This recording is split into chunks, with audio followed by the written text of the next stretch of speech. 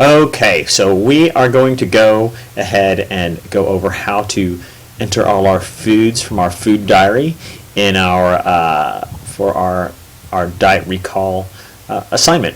We're gonna use this Livestrong.com food diary, right?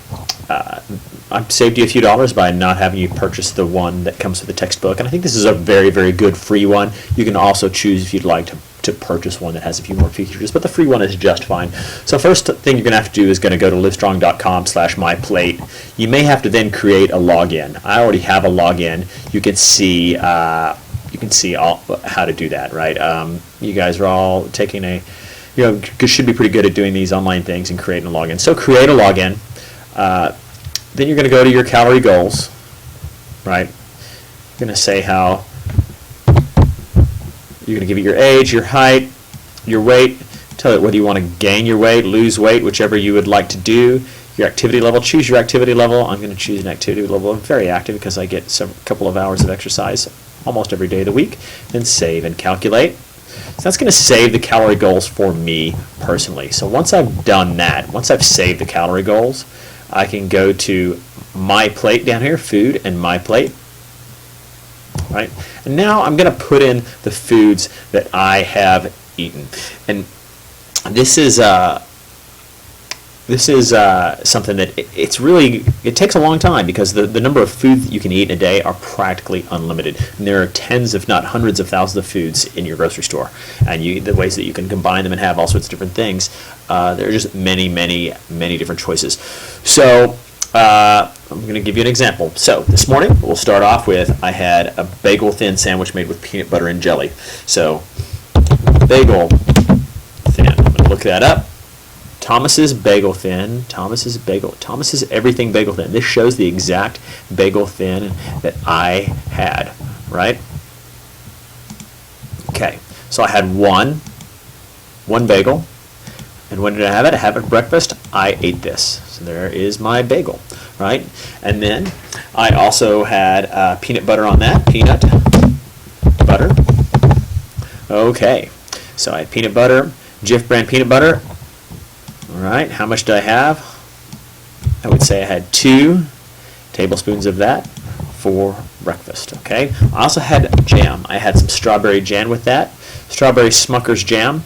Now, that's probably going to be pretty close to, there may be a different brand strawberry jam, but with something like a jam, it's probably going to be very, very close. So 1 tablespoon of that. Okay. I also had an espresso.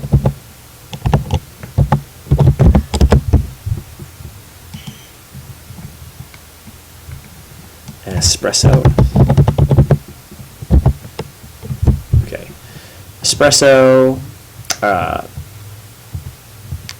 It was a double espresso that I had. 2. This was not a Starbucks double, but again, something like coffee. It's not going to be very different calorie-wise from one to another.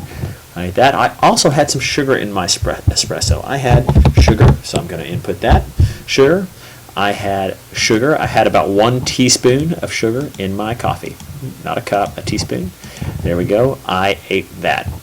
Okay, so that's everything that I had for breakfast. So you're going to keep your diet recall for a full day, and then you're going to put everything in here. That's just my breakfast. Let's move on to lunch so I can show you how this gets a little bit more difficult and a little more complicated.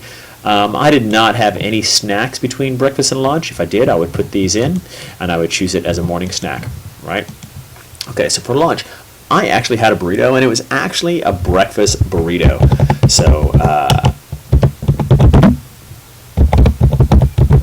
see what we get. It was not a McDonald's.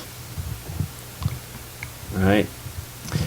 Now, this can be pretty tough because you have such a large amount of different things that can be in a breakfast burrito, right? Some of these are 780 calories, 400 calories, 251 calories. So you can see how they can be very, very different from one to the other, right?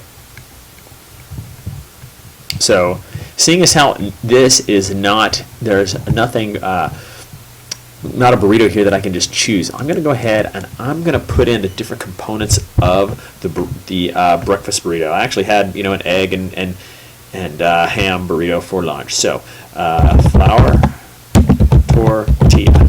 So breaking this down into its individual components, right? Flour, tortilla. Okay, 1 tortilla. That was lunch. I ate this. Okay.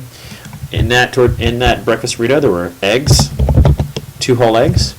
So egg, 2 of them. Okay. There's also ham in there. Now here's where I have to guess a little bit, right? I'm going to guess at how much total ham was in there. So 1 serving of meat is 3 ounces. So I'm going to go ahead and choose 3 ounces, right? 3 ounces of meat, of ham that was most likely in that burrito. I had it from a little place up the street, so I am making a guess here, and you can see how this could lead to inaccuracies, right? But I'm going to go ahead and add that, right? It also had some cheese in it, right? Cheese. I'm not quite sure what kind of cheese. I think it was cheddar. I'm going to estimate that there were probably about 3 ounces of cheddar cheese in that thing as well, right? That's just a guess, unfortunately. So I ate this. Okay, so it was egg, ham, and cheese burrito. I also put some salsa on it, right? Salsa, fresh salsa. Again, you can see how these change quite a bit, right? Make sure you want to choose, I'm going to choose fresh salsa, tablespoon, probably 2 tablespoons is about what I had. I'm going to add that, okay? And then I also had a lemonade, right? Lemonade, this is not a bottle, right? This was not a bottle, it was from the fountain drink machine at the place where I went, so I'm not quite sure exactly how many calories are in it. I mean, to some extent, I've got to guess. So here's a standard lemonade. I'm going to choose that one. And I'm going to guess fluid ounces. It was probably 12 fluid ounces. It was a 16 fluid ounce cup, and it had a little ice in it, so 12 ounces total would probably be enough. So I am not going to enter all my afternoon snack and my dinner here, but you get the idea. You can see how as you add things, it tells you what your recommended daily amount is, right? 3,251 calories based on my body size as well as my high activity level, right? So far, it tells me what my recommended fat, cholesterol, sodium, carbs, fiber, protein, and sugars are. Same thing for calories, fat, it shows it for all of these things. Now again, I'm not quite done, but you should finish everything before you look at this, okay? It gives me some information there, okay? What it also allows me to export the data. So I'm going to go all the way down here to the right-hand side. I'm going to export the data for today. For today only, because it's only a 1-day diet recall. I'm going to click Detailed, and I'm going to click Excel because I want to have this as an Excel spreadsheet that I can then attach to my assignment. Okay, so what I'm going to do is I'm going to save this file. Okay, so I'm going to save the file. You can save it wherever it's saved to your computer. You should be able to find it later. All right, then you will turn that in, right? When it comes time to turn in your assignment, just like you've turned in all your other assignments. I realize that yours does not exactly look like this, right? You're going to have instructions here, and so now you know where you're going to get your data. So you're going to get your data from the Livestrong website. It's going to give you your total breakdown of your calories, your fat, your cholesterol, your sodium, your carbs, your fiber, your protein, all of these different things. So your job is then going to be to follow the instructions on the assignment and compare the recommendations to what you actually had and give me your comments on it. Expect this assignment to take quite a while to input all your foods accurately, and that's pretty much it.